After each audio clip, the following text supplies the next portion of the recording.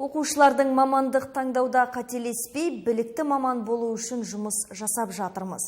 Президент Қасым-Жомарт Тоқаевтың жолдауына қатысты білім саласының қызметкерлері осылай деп пікір айтты. Оқушылардың қабілетін айқындап, саяси бағыт-бағдар беру саясатына көшуге қатысты жоспарларға да қосылатындықтарын жеткізді. Сонымен қатар кәсіпорындарға қажетті мамандарды шетелден алдырмай, келеңсіздікті түзетуге баса назар аудару қажет дейді.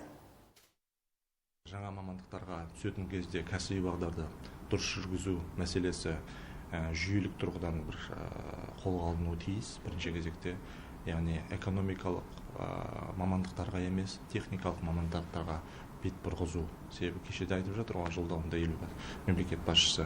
Яғни техникалық мамандықтарда біздерде деген сұраныс өте жоғары. Бірақ маман жоқ. Шетелден маман алып келуге мәжбүрміз.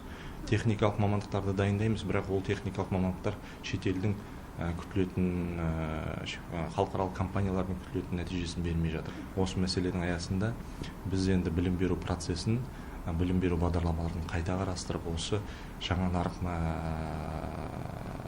күтілетініне сәйкес мамандар дайындаумен айналысып жатырмыз.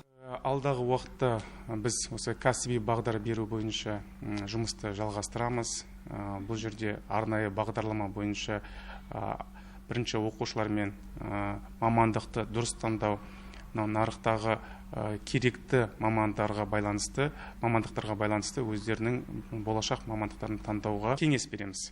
Ауылдық мектептерге барып, ағылшын курсынан тегін осындай ағылшын курсын өткіземіз деген. Ол біздің оқушыларымыздың өздерінің волонтерлық ұсынысы. Біз осы білім басқармасымен бірігіп осындай жұмысты жоспарлағанымыз келіп отыр.